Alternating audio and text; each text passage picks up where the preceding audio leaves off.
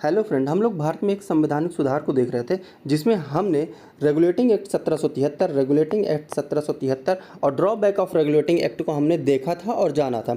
आज हम लोग दोस्तों पिट्स इंडिया एक्ट 1784 को देखने जा रहे हैं। दोस्तों, अगर आपने पिछली 2 वीडियोज़ नहीं देखी हैं तो आप जाइए पहले उन वीडियोज़ को देखिए जिसकी लिंक नीचे डिस्क्रिप्शन बॉक्स में दी गई है।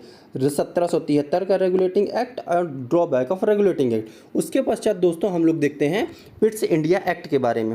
दोस्तों, पिट्स इंडिया एक्ट को लाने का क्या कारण था, अर्थात जो भी अधिनियम लाए जा रहे हैं तो उससे पहले जो भी अधिनियम कार्यरत थे उनमें कुछ न कुछ दोष थे। उन दोषों को हटाने के लिए, उन दोषों को ख़त्म करके नया अधिनियम लाया जाता था जिससे उन दोषों को क्या किया जाए, समाप्त किया जाए। यही कारण था कि जो रेगुलेटिंग एक्ट 1773 था, उसके बाद जो संशोधनात्मक अधिनियम आया था 1781, उनमें कुछ न कुछ दोष रह गए थे जिसके कारण से क्या हुआ था, पिट्स इंडिया एक्ट लाना पड़ा था। तो दोस्तों, आज हम देखने जा रहे हैं पिट्स इंडिया एक्ट लाने का क्या कारण था। तो सबसे पहला कारण क्या था कि जो कंपनी थी, क्या थी, जो कंपनी थी सरकार से पुनः कर्ज की मांग की। अर्थात कहा जाए कुल मिलाकर ये है कि 1773 के रेगुलेटिंग एक्ट लाने का कारण क्या था कि जो कंपनी थी, कंपनी के कर्मचारी लगातार लाभ ले रहे थे, मतलब उन्हें लगातार आर्थिक लाभ की प्राप्ति हो रही थी, लेकिन कंपनी क्या थी, लगातार घाटे में जा रही थी, जिसके कारण से कंपनी ने क्या मांगा था, सरकार से कर्ज मांगा था। और उसको मतलब कि उस कर्ज को देने के साथ साथ सरकार ने क्या है, रेगुलेटिंग एक्ट 1773 लाया था। और फिर से क्या हुआ, कंपनी ने क्या मांगा, सरकार से पुनः कर्ज मांगा। तो अब कंपनी ने जब सरकार से पुनः कर्ज मांगा तो फिर से सरकार इस सोच में पड़ गई कि आखिर ऐसा क्या कारण है कि कंपनी फिर से कर्ज मांग रही है। तो जब उसके लिए एक समिति का गठन किया गया था, वो समिति ने जांच किया और जांच रिपोर्ट में बहुत सारी बातें बताई थी। उनमें से प्रमुख बात क्या थी कि कंपनी जो है लगातार क्या थी, युद्धरत थी। कंपनी का लगातार युद्धरत होना, अर्थात कंपनी लगातार मैसूर और मराठा के साथ युद्धरत थी, युद्ध करती चली जा रही थी, जिसके कारण से लगातार आर्थिक हानि होती जा रही थी। और दूसरी महत्वपूर्ण बात, कंपनी ने जो सोच के रेगुलेटिंग एक्ट लाया था, 1773 का रेगुलेटिंग एक्ट लाया था, वह पूरा नहीं हो पा रहा था। कंपनी जो सरकार ने सोचा था 1773 के रेगुलेटिंग एक्ट लाकर कि हम कंपनी पर शिकंजा कसेंगे, वो हो नहीं पा रहा था, क्योंकि कंपनी के कर्मचारी लगातार रिश्वत तो ले रहे थे, उपहार भी ले रहे थे और कहीं ना कहीं से निजी व्यापार कर ही रहे थे, जिसके कारण से क्या हो रहा था, उनके कर्मचारियों को तो लाभ हो रहा था और कंपनी को घाटा हो रहा था। जिसके कारण से क्या हुआ, कंपनी ने क्या मांग की, पुनः कर्ज की मांग की। और दूसरी बात, कंपनी लगातार युद्धरत थी और जब युद्धरत थी तो उसको आर्थिक हानि हो रही थी। उसके अलावा जो दूसरी महत्वपूर्ण बात है दोस्तों, कि जो क्राउन है, अर्थात कहा जाए सरकार से एक महत्वपूर्ण उपनिवेश छिन गया था। महत्वपूर्ण उपनिवेश कौन सा छिन गया था, वो अमेरिका का स्वतंत्र होना था। अर्थात भारत के अलावा ब्रिटिश सरकार का महत्वपूर्ण उपनिवेश कौन सा था, अमेरिका। अमेरिका उसी समय स्वतंत्र हो गया और जैसे ही अमेरिका स्वतंत्र हुआ, ब्रिटिश सरकार क्या हुई, हतप्रभ हो गई, या कहा जाए ब्रिटिश सरकार के कान खड़े हो गए। और जो जो खामियां अमेरिका में थी, जिसके कारण से अमेरिका उनका फ़ायदा उठाकर स्वतंत्र हो गया था, उन्हीं सब खामियों को दूर करते हुए ब्रिटिश सरकार ने भारत में क्या लाया, पिट्स इंडिया एक्ट लाया। भारत में क्या लाया, पिट्स इंडिया एक्ट लाया और अपने प्रशासनिक तंत्र को और मजबूत और सुदृढ़ करने का प्रयास किया। इसी के तहत क्या आता है, पिट्स इंडिया एक्ट आता है। तो हम लोग देखते हैं पिट्स इंडिया एक्ट 1784।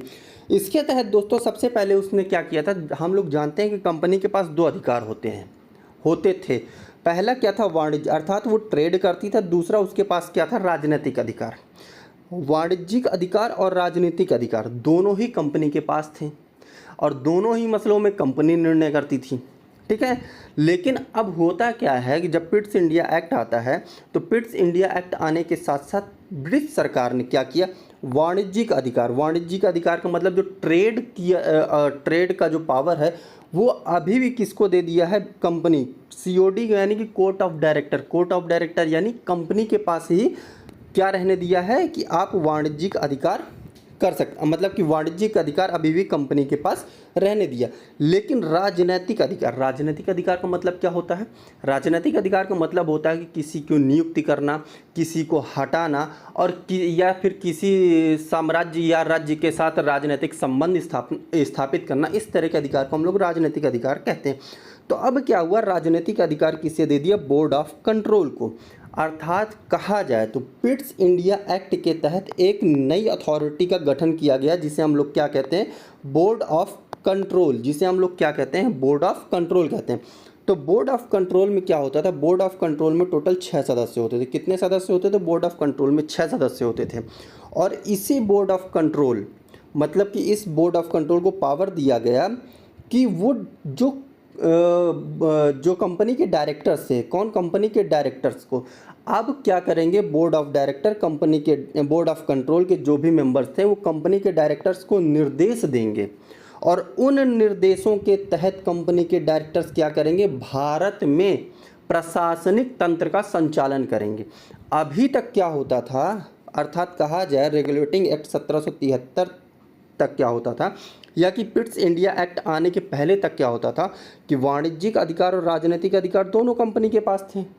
ठीक है, दोनों किसके पास थे, कंपनी के पास थे, और कंपनी अपने अनुसार भारत में प्रशासन का संचालन करती थी। लेकिन अब क्या कर दिया, कह दिया कंपनी ने कि सरकार ने क्या कहा कि भाई तुम जो है वाणिज्यिक अधिकार अपने पास रखो, तुम क्या करो, वाणिज्यिक अधिकार अपने पास रखो, लेकिन वाणिज्यिक अधिकार अपने पास रखो, लेकिन राजनीतिक अधिकार अब हमारे पास आएगा।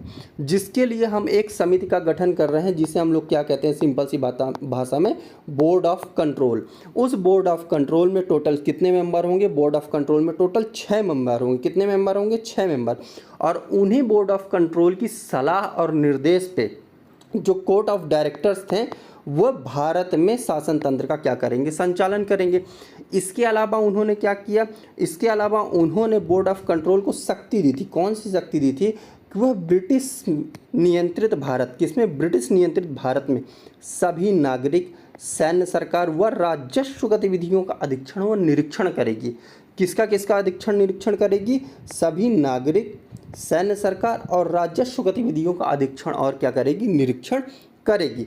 इसके अलावा क्या चेंजेस लाया इसमें, इसके अलावा जो चेंजेस लाया था, जो गवर्नर जनरल और उसकी परिषद थी, उसमें रेगुलेटिंग एक्ट 1773 के समय रेशियो क्या था, 1+4 था। अब क्या कर दिया है, एक मेंबर को हटा दिया है।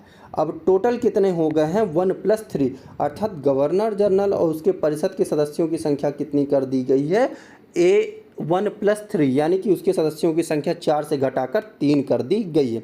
इसके अलावा दोस्तों हमने देखा था कि क्या हो रहा था कि ये लगातार युद्धरत थे, क्या थे, लगातार ये युद्ध कर रहे थे, और उसका परिणाम क्या था कि इन्हें लगातार आर्थिक हानि हो रही थी।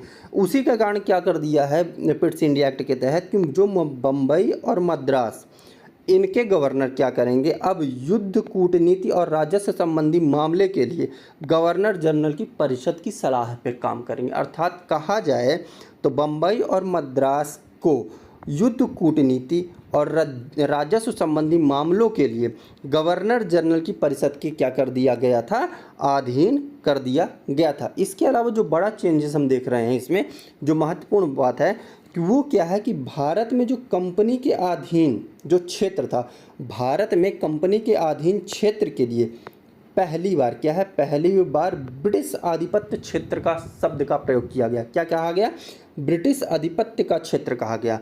इसके अलावा क्या था, कंपनी के कार्यों और इसके प्रशासन पर ब्रिटिश सरकार का पूर्ण नियंत्रण प्रदान किया गया।